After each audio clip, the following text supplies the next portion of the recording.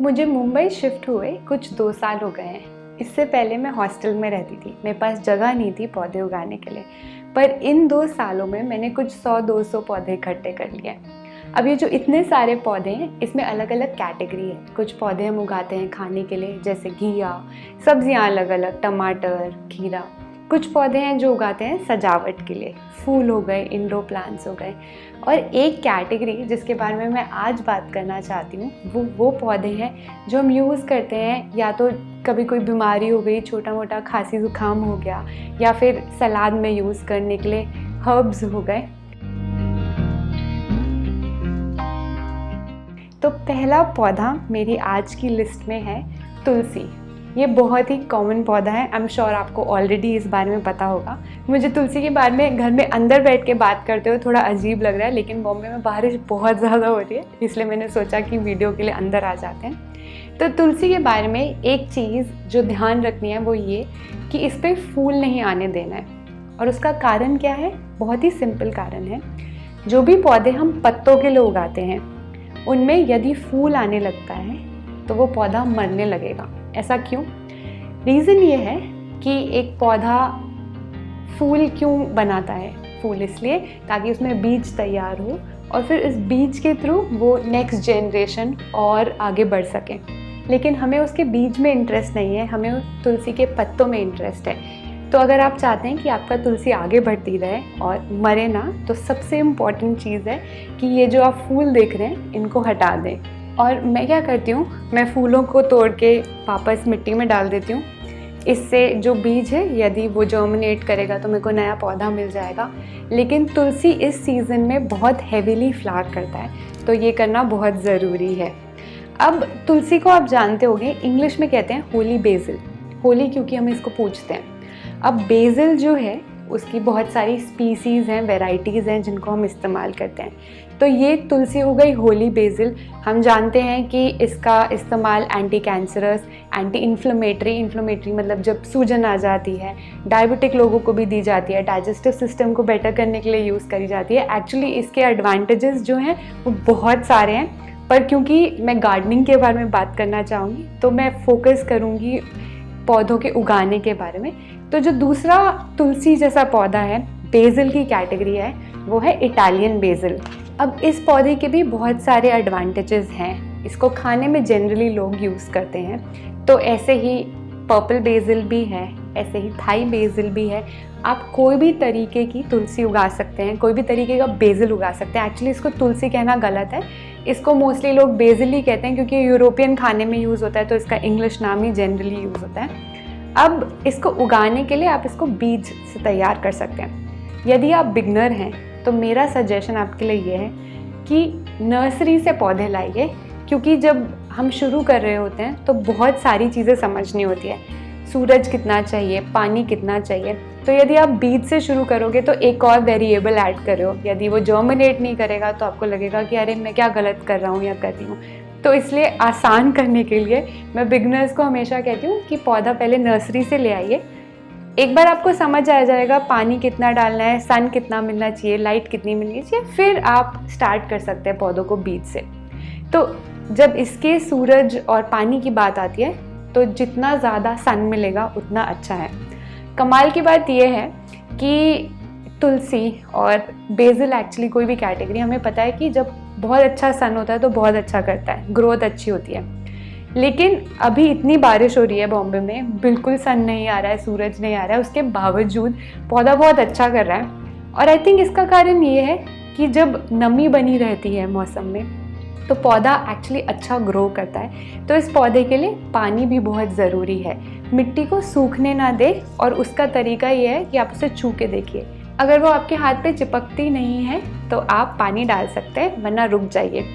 कभी भी मैं किसी को ये नहीं कहती कि आपको 2 दिन में पानी डालना चाहिए, 3 दिन में पानी डालना चाहिए, क्योंकि हर घर का, हर शहर का, हर जगह का अलग वेदर होता है। कहीं पे बहुत गर्मी होती है तो पानी जल्दी सूख जाता है, जैसे दिल्ली में अभी इतनी ज़्यादा गर्मी है और वहाँ बारिश नहीं हो रही है, तो आपको शायद इस पौधे को दिन में 2 बार ही पानी देना पड़े। पर बॉम्बे में यहाँ पे हवा में इतनी हुमस है कि मुझे 2 दिन में 1 बार ही पानी डालना पड़ता है।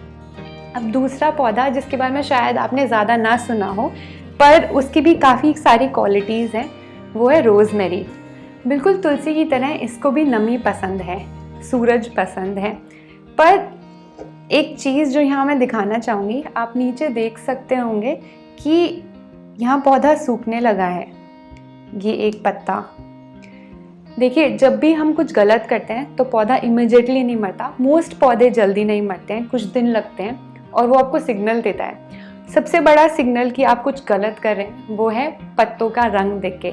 यदि वो सूख रहे हैं, यदि वो पीले हो रहे हैं तो हम कुछ गलत कर रहे हैं। इस पौधे में पानी एक्चुअली बहुत ज़्यादा है, क्योंकि बारिश में, स्पेशली जब वो साइक्लोन आया बॉम्बे में, तो ये मैं बाहर रख के भूल गई और इतना ज़्यादा पानी गिरने की वजह से पत्ते जो हैं वो सूखने लगे हैं। और अब इसको मैं अंदर ले आई हूँ, तो अब मैं बालकनी में रख रही हूँ। उसके ऊपर ढकने के लिए कुछ है, तो वहाँ पे ज़्यादा पानी नहीं गिरता है।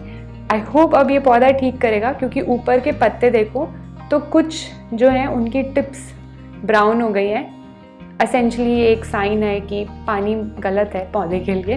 तो अब मैं कोशिश करूँगी कि इसमें पानी जब ही डालूँ जब मिट्टी सूखने लगे। अब रोज़मेरी का जो पौधा है वो मोस्टली लोग यूरोपियन खाना बनाने के लिए यूज़ करते हैं। अब तो हम इंडिया में भी बहुत तरीके के खाने बनाते हैं अपनी रसोई में। तो अगर आप चाहते हैं कि थोड़ी वैरायटी लाना अपने पौधों में, आई एम श्योर तुलसी तो कोई भी जब गार्डनिंग स्टार्ट करता है तो वो ले ही आता है, लेकिन रोज़मेरी जैसे पौधे भी आप घर में ला सकते हैं। ऑफकोर्स थोड़ी वैरायटी होती है, और इन सभी हर्ब्स की एक खूबी ये है कि बड़ा अच्छी खुशबू देते हैं। और साथ ही में क्योंकि इनका केमिकल कॉम्पोजिशन ऐसा है तो मच्छर ज़्यादा नहीं आते हैं, बहुत सारे इंसेक्ट्स नहीं आते हैं। अब ऐसा ही एक और पौधा जो मैं उगाना पसंद करती हूँ, जिसकी खुशबू बहुत अच्छी है, इम्यूनिटी के लिए भी अच्छा है, वो है मिंट, पुदीना। पुदीने को आप कटिंग से ग्रो कर सकते हैं पानी में। जब उसमें रूट आ जाते हैं, जड़ें आ जाती हैं, तो आप उसमें मिट्टी में दबा दीजिए, बहुत आसानी से उगा सकते हैं। एक तरीके का पुदीना जिसके बारे में मैं आज बात करना चाहूँगी वो ये है स्पीयरमिंट। इंटरेस्टिंग चीज़ ये है कि अगर आप इसकी खुशबू सूंघेंगे तो कुछ विक्स जैसा स्मेल करता है ये पौधा। जब भी थोड़ा बहुत ज़ुकाम होता है मुझे, स्पेशली अब जैसे बारिश है, आप इसको चाय में यूज़ कर सकते हैं। गर्म पानी में कुछ पत्तों को डालें और फिर उसको आप कंज्यूम कर सकते हैं। पुदीने के लिए एक ज़रूरी चीज़ ये है कि अगर ये पौधा एक बार जम जाए तो ये पूरी जगह में जंगली पौधे की तरफ फैलने लगता है। मेरा रेकमेंडेशन ये है कि पुदीना कोशिश करें कि एक पॉट में उगाएं। उससे क्या होगा, पौधा फैलेगा नहीं। यदि ये फैलने लगता है तो और पौधों को नहीं उगने देता। इसलिए ज़रूरी है कि जो मिंट, जो टिपिकल पुदीना है, उसको आप सीधा ग्राउंड में ना उगाएं। पर ये जो स्पीयरमिंट है फॉर एग्जांपल, ये इतनी तेज़ी से नहीं उगेगा। इसको आप जब भी उगा सकते हैं ग्राउंड में। पर जो हमारा टिपिकल चटनी वाला पुदीना है उसको ग्राउंड में ना उगाएं, उसको कंटेनर में उगाएं।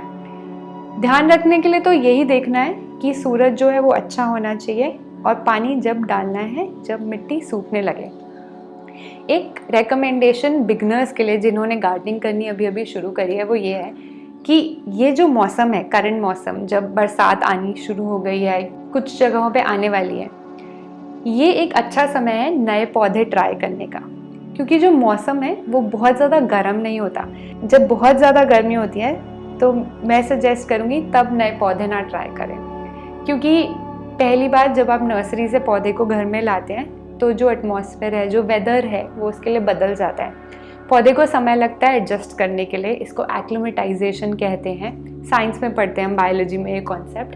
तो जब आप उसको पौधे को घर में लाते हैं, अगर बहुत ज़्यादा गर्मी है, एक चांस है कि वो मर सकता है। बारिश में क्योंकि मौसम अच्छा होता है, थोड़ी ठंडक होती है और हुमस होती है, तो पौधा जो है वो अच्छा करने के चांसेस ज़्यादा होते हैं। इसलिए ये जो पौधे आज मैं जिनके बारे में बात कर रही हूँ, अगर आप इनको ट्राई करना चाहें तो इस मौसम में ला सकते हैं। क्योंकि हम इम्यूनिटी के बारे में बात कर रहे हैं, ऐसे पौधे जो हमारी हेल्थ के लिए अच्छे रहते हैं। एक पौधा, एक्चुअली एक पेड़ जिसके बारे में ज़रूर बात करना चाहूँगी वो है आंवला, इंडियन गूसबेरी। इस पौधे के लिए स्पेसिफिकली जगह बहुत ज़्यादा चाहिए। अगर ग्राउंड है तो वहाँ पे उगाना चाहिए, पॉट्स में उगाना मुश्किल है। तो मैं क्या करती हूँ कि मैं आंवला खरीदती हूँ, उसको फिर उबालती हूँ और उसके जूस को यूज़ करती हूँ, या फिर आंवले की कुछ फाक सब्ज़ी में यूज़ करते हैं। क्योंकि कहते हैं कि आंवला में काफ़ी विटामिन सी होता है। पर ये जो पूरा प्रोसेस है कि या तो आप उसे उबालो, फिर जूस को निकालो, या फिर उसे काट के सब्जी में यूज़ करो, वो काफ़ी ज़्यादा मेहनत का काम है। और इसलिए मैं आपको इंट्रोड्यूस करना चाहती हूँ हमारे स्पॉन्सर्स कपिवा से। ये आंवले का कोल्ड प्रेस जूस प्रोवाइड करते हैं। कोल्ड प्रेस का क्या मतलब है? एक ऐसा मेथड जूस निकालने का जहाँ पर हीट नहीं यूज़ की जाती। उसका कारण ये है क्योंकि ऐसा दिखाया गया है कि जब हीट यूज़ होती है तो जूस में काफ़ी सारे न्यूट्रिएंट्स नहीं रहते हैं। कपिवा यूज़ करता है येलो राइपेंड आंवले का फ्रूट जो प्रतापगढ़ से आता है, उत्तर प्रदेश। मुझे नहीं पता था, बट प्रतापगढ़ को कहा जाता है कि वो आंवले का हार्टलैंड है। तो इस जूस में कपिवा वहाँ के आंवला यूज़ करता है। आंवला क्योंकि विटामिन सी में रिच होता है, उसको रेकमेंड करा गया है जनरल इम्यूनिटी के लिए, स्पेशली क्योंकि अब मौसम बदल रहा है और कोरोना वायरस टाइम में हम हमेशा से ढूंढ रहे हैं कि कुछ ऐसी चीज़ जो हम रेगुलरली ले सकें अपनी इम्यूनिटी बढ़ाने के लिए। विटामिन सी मदद करता है बेटर बालों के लिए, स्किन के लिए और जनरल ओवरऑल हेल्थ में। कपिवा अलग अलग तरीके के वेलनेस और हेल्थ रिलेटेड प्रोडक्ट्स प्रोवाइड करते हैं। आप उनको चेकआउट कर सकते हैं उनकी वेबसाइट kapiva.in पे। यदि आपको आयुर्वेदिक रेमेडीज़, हेल्थी खाने में इंटरेस्ट है तो आप उनकी online community Kapiva Fitveda and wholesome nutrition by Kapiva को भी चेक कर सकते हैं। वहाँ पे डॉक्टर्स, न्यूट्रिशनिस्ट, हेल्थ एंथुजियास्ट अपनी टिप्स और ट्रिक्स शेयर करते हैं एक हेल्दी लाइफस्टाइल के लिए और हेल्दी खाने के लिए। मैं कुछ लिंक्स नीचे वीडियो के प्रोवाइड करूँगी। अब आगे बढ़ते हैं अपने पौधों के साथ, और नेक्स्ट मेरी लिस्ट में है अश्वगंधा। अब ये एक पौधा है जो थोड़ी ठंडक में उगना पसंद करता है। बॉम्बे में 40 डिग्री टेम्परेचर नहीं होता है, जनरली 30 रहता है, इस समय पे 25 रहता है। एक्चुअली एक फ़न बात यह है कि जब पूरे देश में ठंड होती है, यहाँ पे मुझे लगता है कि यहाँ ज़्यादा गर्मी होती है, और ये जो बरसात का मौसम है तब एक्चुअली यहाँ थोड़ी ठंडक रहती है। तो यदि आप ऐसी जगह पे रहते हैं कि जहाँ पे थोड़ा ठंडा मौसम रहता है, वहाँ आप अश्वगंधा उगा सकते हैं। अश्वगंधा के क्योंकि उसके नाम में अश्व, घोड़ा, तो देखा गया है कि ये स्टैमिना में काफ़ी हेल्प करता है। लोग इसके अलग अलग पार्ट्स को यूज़ करते हैं इस पौधे के। इसकी जो जड़ें हैं वो बहुत पॉपुलरली यूज़ होती हैं अलग अलग तरीके की मेडिसिनल प्रॉपर्टीज़ के लिए। आयुर्वेदा बहुत सारे तरीक़ों से अश्वगंधा रेकमेंड करता है। मैं बात करूँगी उसकी गार्डनिंग के बारे में, उसको कैसे उगाते हैं। तो ये जो पौधा है, इसको गीली मिट्टी पसंद नहीं है। जब भी आप पानी डालेंगे तो ध्यान रखेंगे कि मिट्टी बिल्कुल सूख जानी चाहिए, उसके बाद ही पानी डालें। टेम्परेचर बहुत ज़्यादा हाई नहीं होना चाहिए। यदि आपके यहाँ बहुत ज़्यादा गर्मी पड़ती है तो इसको ना उगाएं। एक्चुअली यही कारण है जिसकी वजह से मैंने इसको हमारी लिस्ट में थोड़ा पीछे रखा है, वरना पौधा बहुत ही बढ़िया है और उसको बहुत रेकमेंड किया जाता है। आयुर्वेदा उसको काफ़ी सुपीरियर मानती है, लेकिन थोड़ी सी प्रॉब्लम बस ये है कि इसको गर्मी पसंद नहीं है। बाकी इन सभी पौधों में ज़्यादा फर्टिलाइज़र की भी ज़रूरत नहीं है। अब जब मैं फर्टिलाइज़र कहती हूँ तो मेरा क्या मतलब है? देखिए, कोई भी ऐसी चीज़ जो प्लांट को न्यूट्रिशन दे, जैसे हम खाना वो खाते हैं बढ़ने के लिए, इसी तरह पौधों को बढ़ने के लिए खाना चाहिए। अब आप फैक्ट्री से बनाया हुआ केमिकल भी डाल सकते हैं, वो भी फर्टिलाइज़र है। घर में जो खाद तैयार करते हैं वो भी डाल सकते हैं, वो भी फर्टिलाइज़र है। जनरली मैं कहूँगी यदि आप घर पे बागबानी करते हैं तो केमिकल फर्टिलाइज़र अवॉइड कर सकते हैं, 2 कारण की वजह से। एक तो घर पे जब आप सब्जियां उगा रहे हैं तो फर्टिलाइज़र अगर ऑर्गेनिक हो तो ज़्यादा अच्छा रहता है, केमिकल फर्टिलाइज़र उतना अच्छा नहीं रहता। दूसरी चीज़ ये है कि आपके घर से जो कूड़ा बाहर जाता है वो कम हो जाएगा। कैसे? यदि आप सूखा कूड़ा और गीला कूड़ा अलग करेंगे, गीले कूड़े का मतलब जो किचन से आता है, खाने का जो वेस्ट है, उस वेस्ट को अगर आप खाद बनाने के लिए यूज़ करेंगे तो रोज़ाना जो आपके घर से कूड़ा जाता है वो कम हो जाएगा। और आपने देखा ही होगा कि जितने भी बड़े बड़े शहर हैं, दिल्ली हो गया, फरीदाबाद हो गया, इन सभी शहरों के बाहर एक बहुत बड़ा सा बदबूदार पहाड़ होता है, राइट? लैंडफिल कहते हैं उसको। तो जो आपके घर से कूड़ा जाएगा वो 50% या उससे ज़्यादा कम हो जाएगा, क्योंकि जनरली डेली बेसिस पे खाने का ही जो गार्बेज है वो होता है डस्टबिन में, राइट? तो घर में आप खाद बनाइए। मैंने इसके बारे में डिटेल्ड वीडियो भी करी है, मैं उसके लिंक नीचे डाल दूँगी। नेक्स्ट पौधा मेरी लिस्ट में है लेमन ग्रास। अब ये एक तरीके की घास ही है, पर इसकी जो स्मेल है वो आपको नींबू का ध्यान दिलाएगी। इसको आप चाय में यूज़ कर सकते हैं, उबलते हुए पानी में कुछ पत्ते डाल सकते हैं। कहते हैं कि ये इन्फ्लेमेशन में हेल्प करता है, जब लोगों को सूजन होती है किसी तरीके की। बैक्टीरियल और ईस्ट इन्फेक्शन में भी मदद करती है। गार्डनिंग के पर्पज़ से मेरा सजेशन ये है कि यदि आपके पास ज़मीन है तो आप इसको बाउंड्री पे उगा सकते हैं। एक तो पौधे का फंक्शनल यूज़ है, आप उसको यूज़ कर सकते हैं चाय में, पानी में, नहाने में भी यूज़ कर सकते हैं आप इसको। और दूसरी चीज़ ये कि इसको मेंटेनेंस ज़्यादा नहीं चाहिए। एक्चुअली अगर आप ऐसे कोई हैं जिनको बहुत ट्रैवल करना पड़ता है, आपके पास ज़्यादा समय नहीं है पौधों का ध्यान रखने के लिए, तो आप लेमन ग्रास उगा सकते हैं। पानी तभी डालना है जब मिट्टी सूख जाए। बस ये बात ध्यान रखनी है कि बहुत ज़्यादा गर्मी नहीं होनी चाहिए, सूरज बहुत ज़्यादा इंटेंस नहीं होना चाहिए जहाँ आप उगा रहे हैं। तो जब भी आप पौधे उगाते हैं थोड़ा सा आइडिया ले लीजिए आपकी जगह का, कौन से ऐसे स्पॉट्स है, ऐसी जगह हैं जहाँ पे धूप आती है दोपहर की, कौन सी ऐसी जगह है जहाँ सुबह की धूप आती है या शाम की धूप आती है। तो ये पौधा मैं आपको सजेस्ट करूँगी वहाँ उगाइए जहाँ पे या तो सुबह की धूप आती है या शाम की। अगर आपके यहाँ गर्मी भी पड़ती है, इट्स ओके, आप उगा सकते हैं, बस धूप का ध्यान रखना है। इस पौधे को ज़्यादा केयर नहीं चाहिए। यदि सूखने लगे और आप पानी ठीक डालेंगे तो पौधा वापस से हरा होने लग जाएगा। कुछ लोग इसकी पोटली भी बना के रख लेते हैं क्योंकि इसकी बहुत अच्छी खुशबू होती है। तो जब घास सूख जाती है उसकी एक कॉटन में, मलमल के कपड़े में पोटली बना के आप घर में रख सकते हैं, तो अच्छी खुशबू आएगी। लास्ट पौधा जो मेरी लिस्ट में है वो है कैमोमिल। अब जिन लोगों को हे फीवर होता है, एक तरीके की एलर्जी, मुझे भी है, समवट लाइक पोलन एलर्जी, उनको रेकमेंड किया जाता है कि कैमोमिल फ्लावर की आप चाय पी सकते हैं। पहले मैं क्या करती थी, उसका टी बैग यूज़ करती थी, उसको पी के थोड़ा काम महसूस होता है।